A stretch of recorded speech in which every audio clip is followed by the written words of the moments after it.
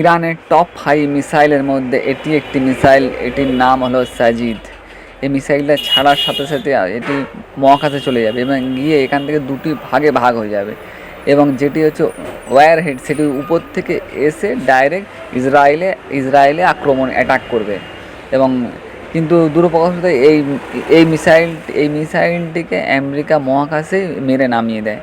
কিন্তু বিশেষজ্ঞরা বলছেন যে এই মিসাইলটি যখন ছোড়া হয়েছিল তার সাথে অন্য কোনো মিসাইল ছোড়েনি, শুধু একটাই মিসাইল ছুটেছিল, তাই সম্ভব হয়েছে মারা। এটি একটি দূর থেকে ভিডিও করা হয়েছে। এটি দেখুন, এটা ইরানের মিসাইল ইসরায়েলে পড়ছে, কিন্তু ইসরায়েলে না কোনো সাইরেন, না কিছু, না কোনো ডিফেন্স সিস্টেম, বলা যেতে পারে বিনা বাধায় ইরানের মিসাইল ইসরায়েলে পড়ছে এবং সাধারণ মানুষ কিন্তু খুবই টেনশনের মধ্যে। তাই ইরান দাবি করেছে যে ইসরায়েলের আকাশ তাদের হাতের মুঠোয় এখন আছে।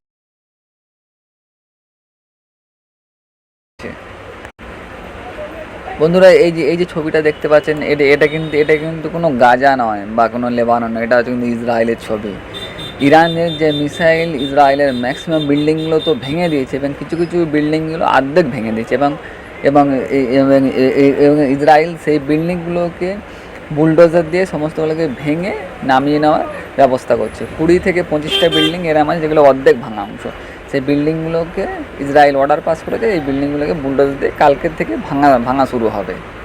তো এই বিল্ডিংগুলো ভাঙা দেখে মনে পড়ে গেল সেই ফিলিস্তিনের কথা, ফিলিস্তিনের মানুষদের, সেই অসহায় মানুষদের কথা মনে পড়ে গেল।